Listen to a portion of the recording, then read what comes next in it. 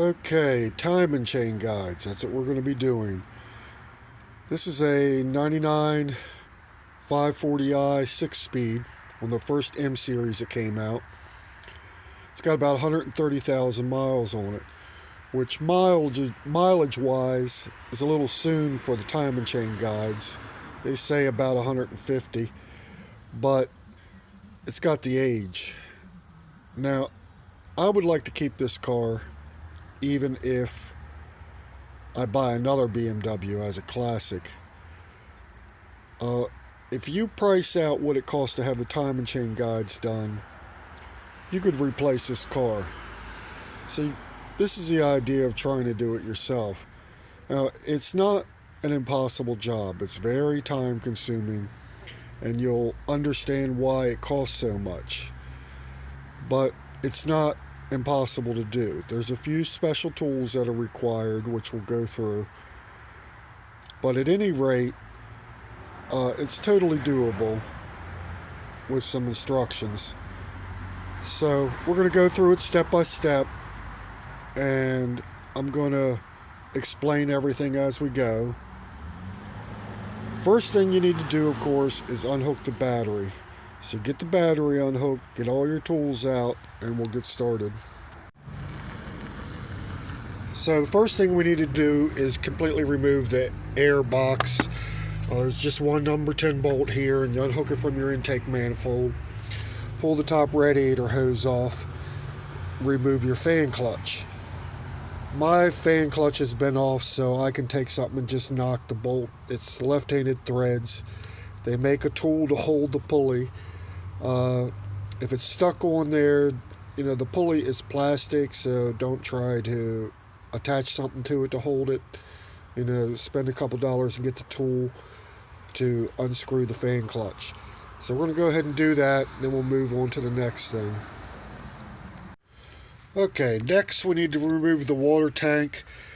You take your bleeder screw out, just pop this clip off. There's a hose behind here that you need to unhook. There's a hose down here that goes to your water pump you need to unhook. Then we're going to remove the fan shroud. There's two plastic clips right up here in the top, and the fan shroud will pretty much lift off of there. There's a temperature sensor down there that you need to unhook. It either unclips from the fan shroud or unplugs. So next we're going to go ahead and remove that stuff and get it out of the way. You need to take loose your radiator hose from your water pump. And you don't have to take it loose from the bottom right now. You can just move it up out of the way, bend it over. So we're going to go ahead and take that stuff off and move on to the next thing. So with that stuff removed, next thing we want to do is we want to remove our pollution crossover tube. There's bolts way back in there.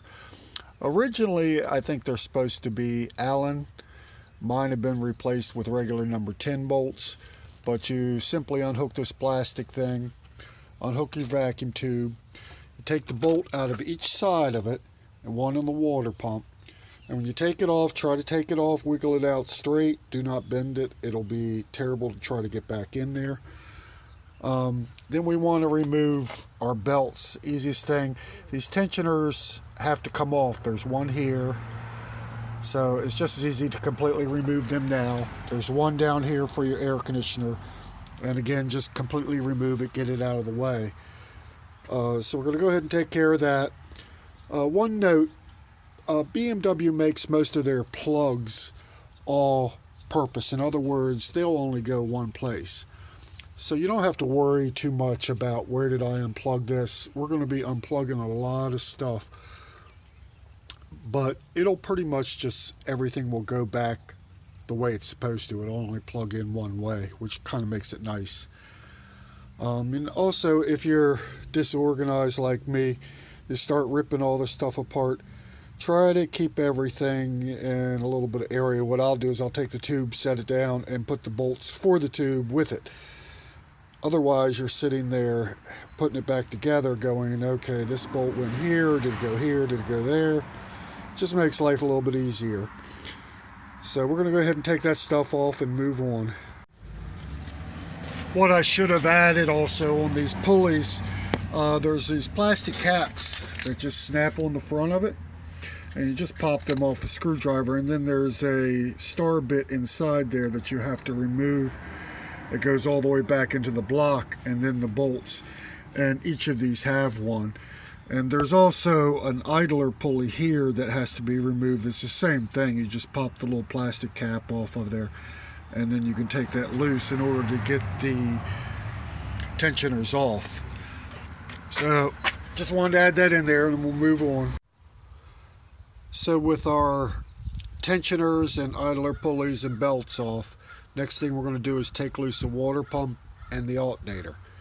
Now, water pump is easier, just to go ahead and remove the pulley, take the bolts out around it, and you got to kind of wiggle it, take it loose from the two back pipes. I did a video on how to replace the water pump, but those cooling pipes go to the back and they just push in.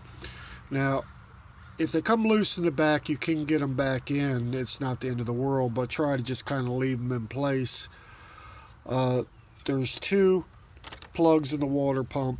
There's a plug and a main charging line in the alternator. Alternator, same way. Just take the bolts out all the way around it. Maybe just got to pry on a little bit, and it should pop right out. So what we got to do is take that stuff loose next, and then we'll move on to the next step. Okay, just a note, if you're looking at it now and you're saying, wow, this is getting way too involved, this is not a brake job, it's not. It's a lot of work. But even if you plan on taking it somewhere and having it done, it may be worth your time to watch the video and you can understand what's going on. So the next thing we're going to do is we're going to start taking apart the top end. We got to take the valve covers off. So we've got to remove these boxes, these air boxes. That just clips off, it pops off. You can pretty much see these pieces twist out. Now, I know I had a 740 before, and it's a little bit different setup. The 740 is actually built into the hood, so yours may be a little bit different, but it's the same basic thing. You just got to remove all the air cleaner, the cabin filter boxes, and what we're going to do next is take all the coil packs loose. There's 2 screws in each coil pack, but see, we need to remove that so we can get to everything. So we'll take all those screws out, all the nuts off, I'm sorry, and all the cabin filter crap off of there, and then we'll move on and see what we got next. Okay, so we got all our screws out. Next thing we have to do is we need to get this plastic cover off. You can see the kind of clips are on there. I can tell you kind of be gentle with it. Anytime plastic is older, you know, it has a tendency to break. Yours may be a little bit different again, depending on your model, but it's pretty much the same. I know this fuel line is a little bit different in the vehicles, and it's better just to take it off and get it out of the way. It's actually got a clip here that pushes in, and then you got to wiggle it off. On mine, like I say, they might be a little bit different on different models, but it's pretty much the same. You also have a ground wire here. Just take note, you know, so when you put this stuff back together, that you're not doing things 2 or 3 times. Now these coil packs will lift out and they'll unclip, and you can just flip them up out of the way.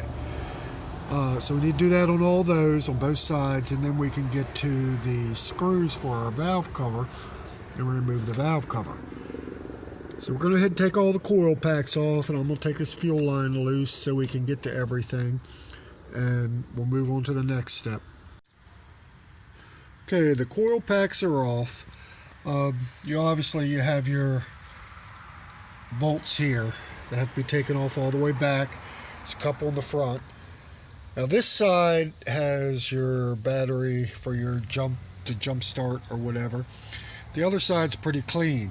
So we take all those bolts off, and we kind of just got to wiggle it to get it up out of there.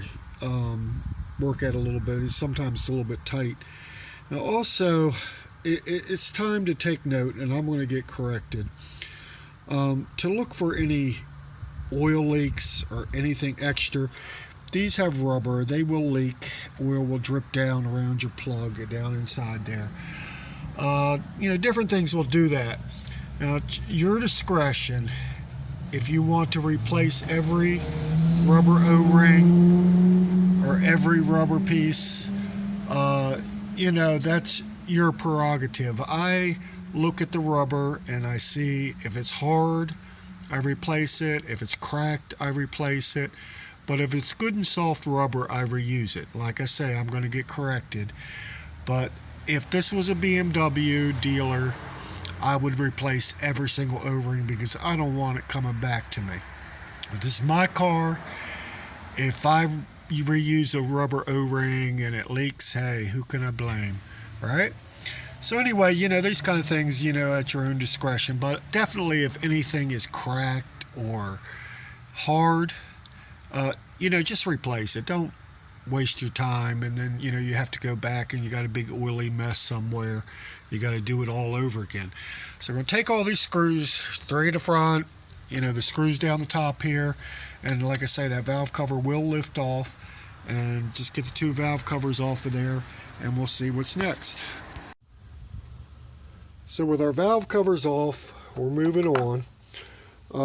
Next step is to get the engine top dead center. Now there's a little tab that sticks out here, and then down on the flywheel there's an area that says OT top dead center. Now when the special kit comes in. And what we're going to do is they give you this pin. You put this in the back of the flywheel. I'm going to try to show you how when I stick it in there. And that locks the engine in place.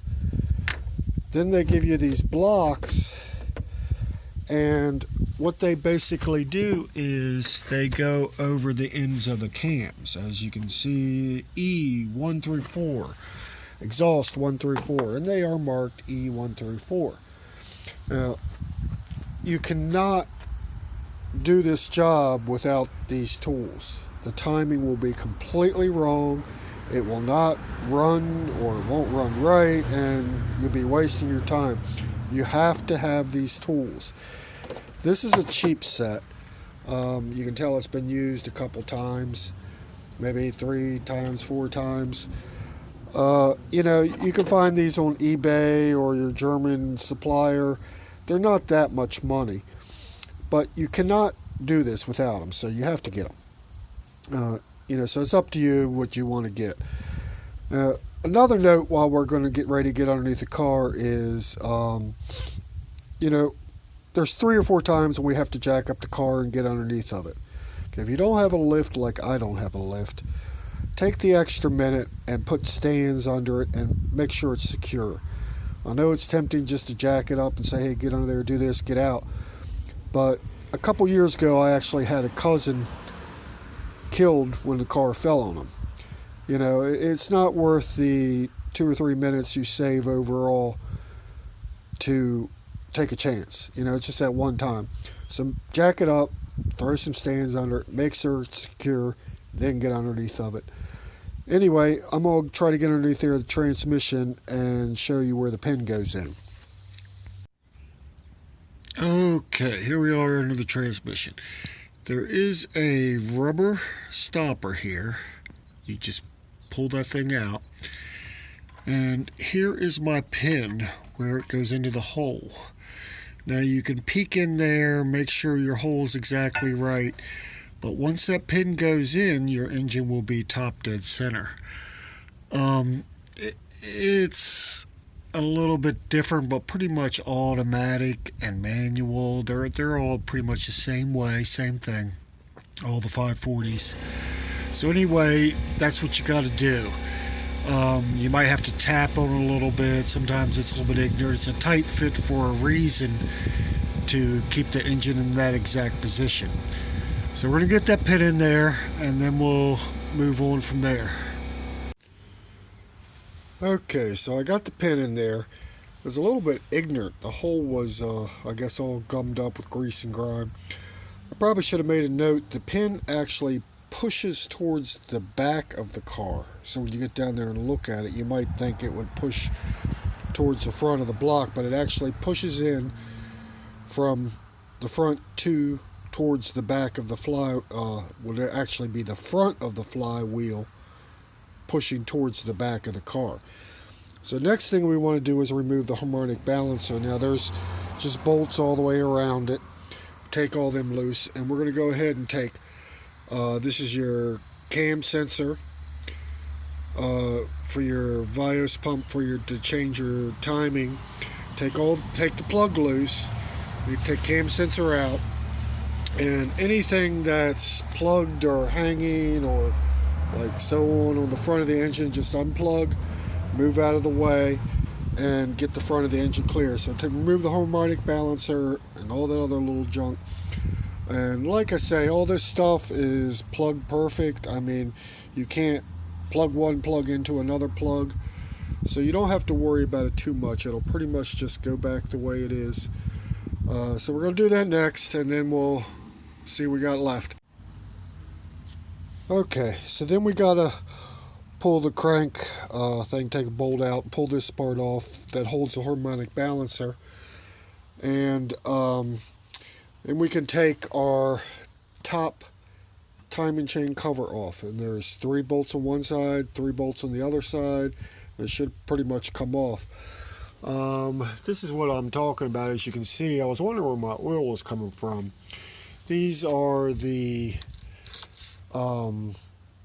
valves, oil valves that control the timing for the VANOS. So might as well just take those out. But obviously that's leaking on both sides, and oil's running down everywhere. But this is one of those things you can't get to. You can't even really see it until you take the car apart. So now's the time to fix all these little things while you got it down here.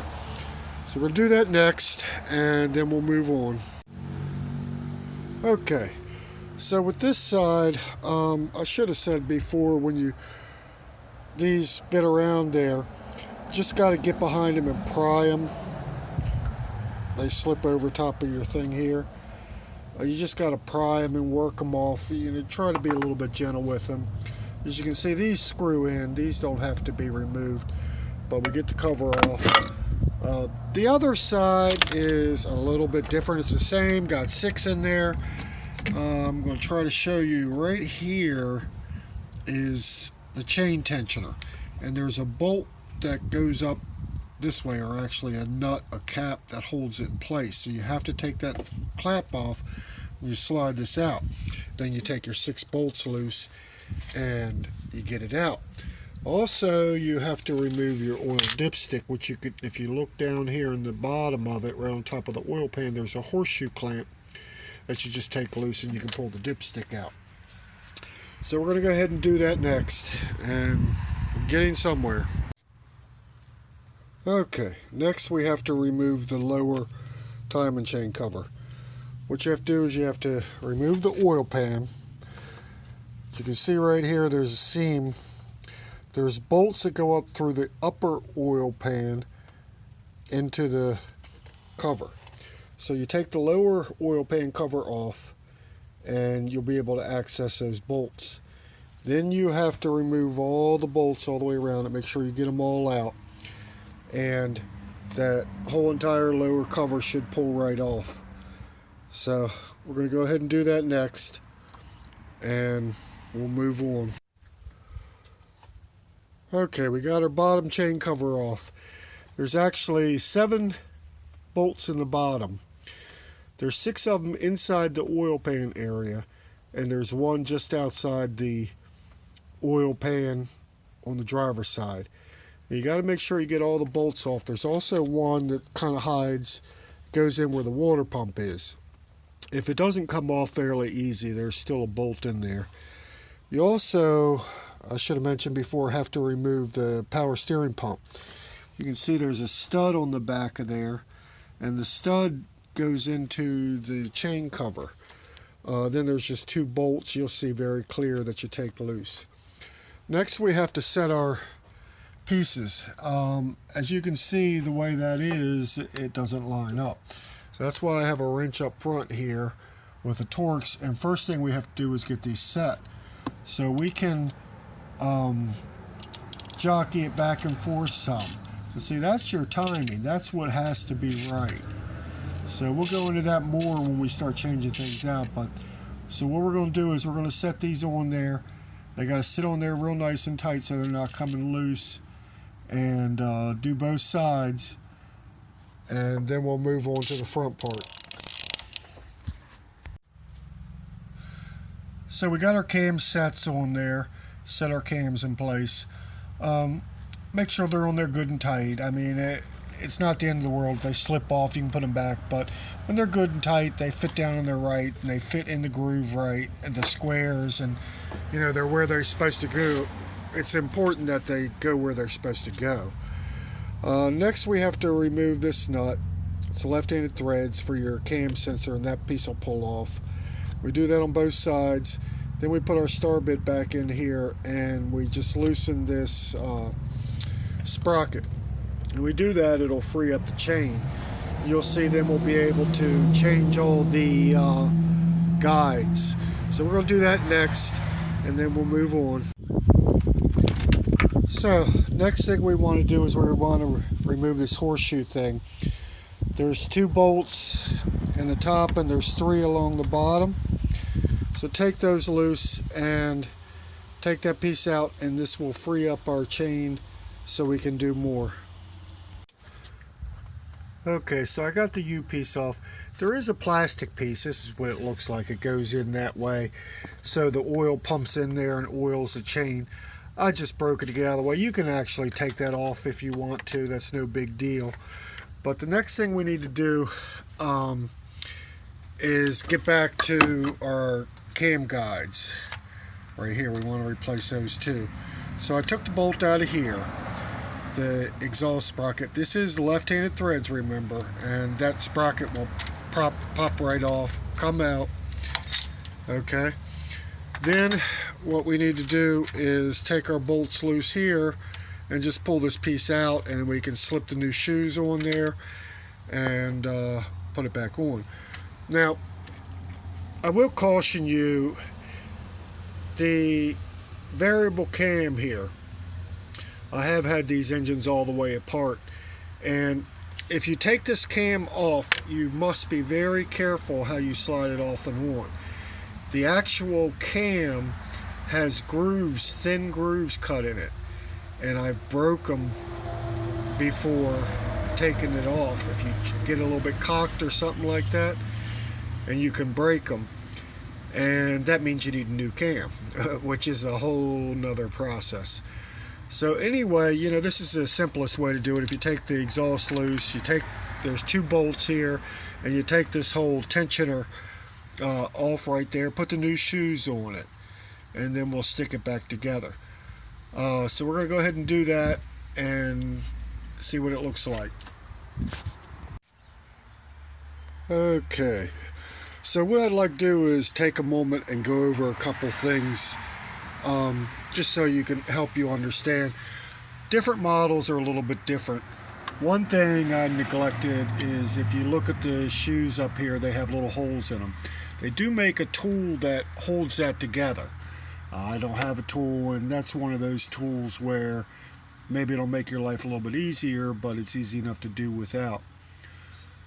Also, these are, when you take these loose, they go in an oil slot around holes, so you do have to just pry up on them a little bit easily to pop them out of the hole. One other thing I neglected to mention too, when I took this side valve cover off, my ABS controller was in the way. There's one screw, I took it loose, moved it a little bit, and it came right off. You know, different models are going to run into a little bit of different things. One other thing you can't really see back in there, but my cam blocks was hitting something in the back here, a little engine puller hook. Now, instead of just removing more stuff, I just ground the corner of my block off. Fits perfect. Like I say, with a different model, you may find something a little bit different. You just got to work around it. One other thing I'm going to try to point out here, my oil pump chain. That's my timing chain, and my oil pump chain is in the back there. I don't know if you can see how loose that is. Yeah, that's not good. So these are the kind of things, I mean, if you wanted to replace that oil pump chain, you would have to do this much work. Yeah. It may even be something you say, hey, you know what, I'm just going to replace it anyway. These are the kind of things that, you know, talking about when you realize how much work it is. Well, if you watched the end of the video, I'm going to tell you how many hours this took me. So how far you want to go with it is some of your personal opinion. But this is also good even if you plan on taking it somewhere, to make sure people do. It may be worth putting a $40, $50, I'm not even sure exactly how much they cost yet, chain on there, and just tell the guy, hey, just put a chain on there. You know, I don't care. But at any rate, you know, I'm going to have to change that out, so I guess we'll see how we do that. So we got our top guides on, and I think next what I'm going to do is do that chain, because that's got to go on there first. So we'll see what we got to do to change out the chain, and then we'll move on to how to time it. Okay, much better. As you can see, my chain here now, much better. This may have been where I was getting so much of my noise from, but at any rate, I didn't even check it, because I just figured with the age and the miles, you know, just do the guides. But my guides probably had another 20,000 miles on them, but at any rate, it's done. And this oil pump chain has to be adjusted too. And I actually have a used pump. I'm going to illustrate how we're going to do this, how you do the whole thing.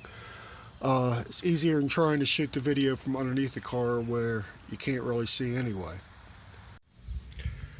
This is the way the oil pump sits up underneath the car. It sits as so, facing the front of the car. There's a plastic cover, 3 little nuts on it. Just pop the cover off, and your chain will be up on your crank. There's a nut right here that you remove for your sprocket, and you just kind of pop the whole thing off. Your sprocket has flat spots on it. So if you're going to do the chain, you put the chain back on your crank.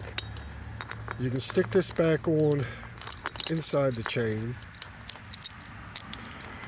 and then you slide it back on there. Now you can move this pump easy enough to line up the flat spots, so you kind of just hold it there and line up the flat spots. And what I do is just start the nut on there. Then what you have is you have 3 bolts. There's one here. Actually, this is a nut. There's a nut back here on this side, and there is a bolt going through here. Now you remove this bolt, and then this piece is actually got an Allen slot inside, and you unscrew that. So if you loosen your 2 nuts, you remove this bolt, and then you can adjust the tension of the chain with this. Once you get the chain tight, not too tight, just about the way you saw mine, and there is an exact torque spec for it, but you actually need a chain reader to do it correctly. Tighten it back up. Now what I do is I tighten this one, put the bolt back in, tighten it first, because sometimes, say this is here and you got a little bit of space there, and then when you put the bolt in and tighten it up, all of a sudden the chain's still loose. So you may have to do it once or twice, but yeah, I mean, you can get quite a bit of adjustment. I opted to stick a new chain on there, but you know, if your chain's in good shape, an adjustment might be all it's need. So anyways, if you have newer one with a lot of chain noise, it might even be something to check. And you know, then you just Of course, your chain will be on there. You re-put the bolt, put the cover back on, and it's not that hard of a job. But you see what would be involved to change the chain. So at any rate, that's how you do your oil pump chain. And we're going to move on to our VANOS timing next. So next we're going to remove this piece here and this piece here. Pretty simple procedure, just got a couple bolts in it, one here, and remove those, and then we'll see about putting it all back on. Okay, so this they call a OSV valve. You can see what this thing looks like. That was there. You see my new one. Okay, and that bolts up behind the one guide. Now mine just fell apart when I went to take it out. So it's funny, when I first started messing with these, I was asking a BMW dealer about the part because I didn't know what it was called. And he said, oh, you mean that thing if you don't change it throws a whole lot of codes? So it's something you definitely need to do. So we're going to, that actually goes on first, and the way that goes is you can see the tube right there. Well, it slides down on the tube and then it clicks into the block. You'll see when you take it out of the block where it goes. So we stick that on there first, and then we bolt our guide over top of it. There's one screw that goes through the guide into that, and then you got your screw holding the guide on. So we're going to do that next. Okay, so we got the one side on there. Looks all nice and new. Next thing we're going to do is we're going to put our U-shaped one on there. If you look at the back of it, you can see where it goes into the block. Then there's a little hole right there. And this oiler, which goes on the other side, has to slide into that hole. So we put the U-shaped on there first. And of course, we want to push the chain down underneath of it, try to kind of get it back in place. And then we're going to stick this one on there next. We're going to jam that up in the hole and then bolt it on. So we'll do that next. Okay, all our chain guides are back on. This one's where your tensioner goes. Next thing we're going to do is time it. Now, what we have to do is remove this. This is an oiler here. And underneath there is a hex part. So we're going to use that as a backup when we torque the sprocket gears. One other thing I just realized I probably should have mentioned. If you have an automatic, and I do not, the back of you see I still haven't cleaned mine yet, the back of your alternator mine has a cap. Yours has a hose that goes down on the driver's side to a transmission cooler. And I just wanted to warn you, if you're doing this with the automatic, be easy with that. Those transmission coolers are basically plastic pieces, and if you're doing time and chain guides, you obviously have a few miles on your car, and they break easy. So when removing that, just be easy. Other than that, I just want to throw that out there in case you're doing this with an automatic. So I'm going to go ahead and remove my oilers, and then we'll do the timing. Okay, our oilers are off. Now these are just studs. If they come out, don't worry about it too much. You can just screw them back in. It's kind of important you get them all the way in, because when you put your valve cover on, the nuts go on these, and the nuts actually bottom out. Which is another thing you have to look at with those little rubber washers, because sometimes they flatten and they don't bottom, they don't keep the right tension on it. Anyway, so there's my wrenches on there, and the first thing we want to do is torque out the non-VANOS. It's 92 pounds of torque, so it's almost a two-man job. That's a lot of torque, but you need to use a backup wrench, and then we torque the non-VANOS gear first. So we're going to do that on both sides, and then we'll work on the VANOS. Okay, first thing we want to do is put some tension on our chain. Now, here they make a special tool. It's a little wedge to go in here to hold. This is where your chain tensioner goes to hold tension on your chain. I found that one of my sockets wedged in against the air conditioner thing holds it nice and tight. That's what you want, it nice and tight. Another thing, so I don't have that special tool obviously, is these holes here, they make a tool that fits in there. Okay, I do not have this tool either, so I cheat a little bit. So I'm going to show you how I cheat. What you got to do is, this will move, and you can hear it. That's the oil. And you need to move this back and forth and get the oil out. But you have to be very careful. You see these little pins here. These little pins, if you bend one of those pins, that wouldn't be good. And I'm not responsible, if you think, buy the extra tool. Anyway, once you do that, you move this all the way to the left or the right.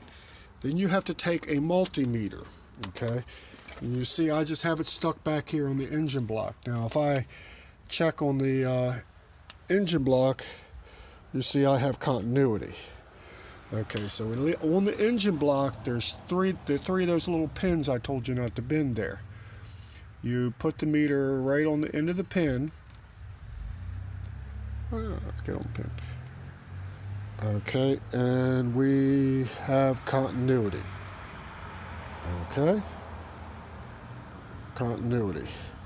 Now, if it's all the way to the left or all the way to the right, one way it will have continuity, one way it will not have continuity. You want it to have continuity, and once it has continuity, then you can torque this bolt down to 81 pounds. And again, there's my backup wrench on the cam, and I'm going to torque this to 81 pounds. So I'm going to do that next. Okay, assuming you got all your timing set right, everything's torqued, you need to double check yourself. Make sure there's no slack in the chain anywhere.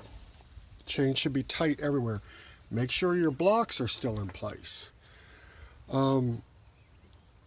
This is very critical.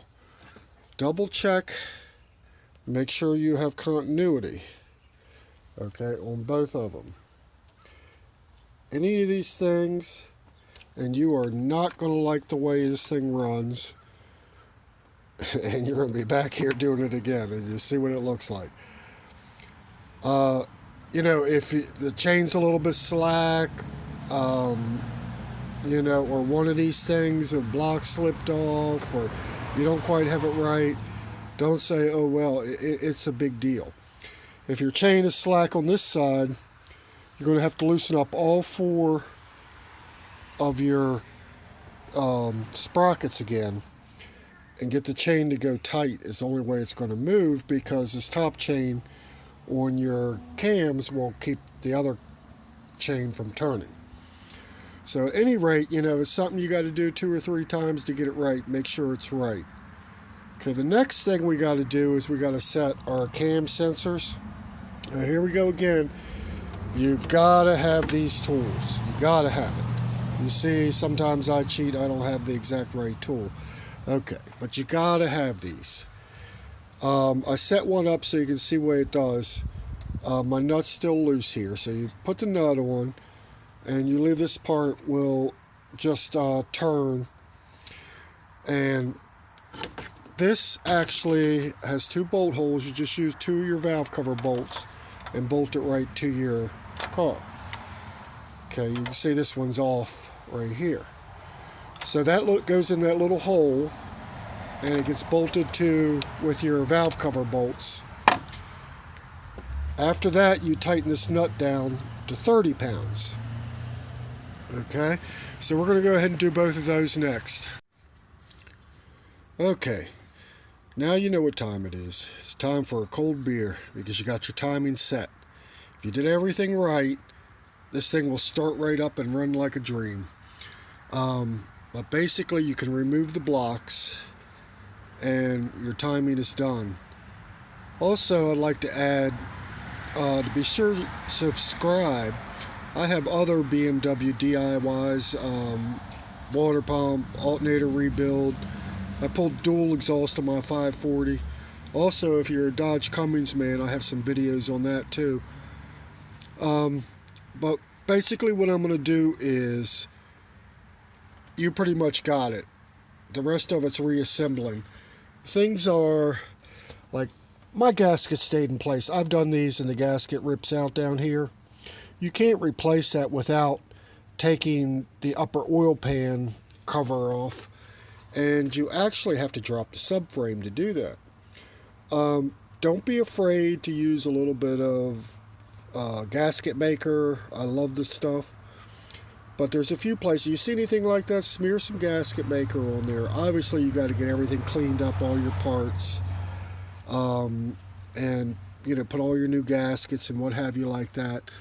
Also, don't forget, in the back of your valve cover gasket back there, there's two U-shape. They suggest, even with a new gasket, that you're supposed to put some gasket maker, silicone RTV on those U parts to help it seal. Anyway, I'm going to make one more, see it run, and I'm going to let you know how many hours I got in it, and we'll see what happens. So I'm just going to reassemble the thing. If you got any, forget how I put that on there, just go back and see how you took it apart. You can watch the video again. So anyway, let's going to go ahead and reassemble it. So there it is running. If you're wondering why that sounds nice, it's a nice sounding BMW. Subscribe and you can figure out why I put dual exhaust on here, how I put dual exhaust on here. It's all back together, it runs good. Of course I got to put my covers, clean it up a little bit. The only other thing add to it is, I think the last one I did was a 7 Series, and the body is wider. So I did take the fuel rail loose. I mean, it can make your life easier. There's only 5 bolts. There's 4 where your cover goes on, and then there's 1 in the middle, and the whole thing will pop up along with these cases and what have you. So I did do that to put the valve covers back on. Other than that, it's pretty much got it. Like I say, it's a lot of work. It's probably about 18, 19 hours is what I have in it. And I think most mechanics pay or charge about 24 hours. So, I mean, you can do the math. 24 times hourly rate times, if you go all out, new chains, you can get new chains and everything in a kit for about $1,500. You got under 500 in tools, so under $2,000, you can do this job. You take it somewhere, that's why they charge $5,000 for it. So at any rate, I hope this helps somebody, and like I say, be sure to subscribe. Check out some of my other videos on the BMW. Also, if you're a Dodge Cummins man, I got some stuff on that too. Thank you for watching.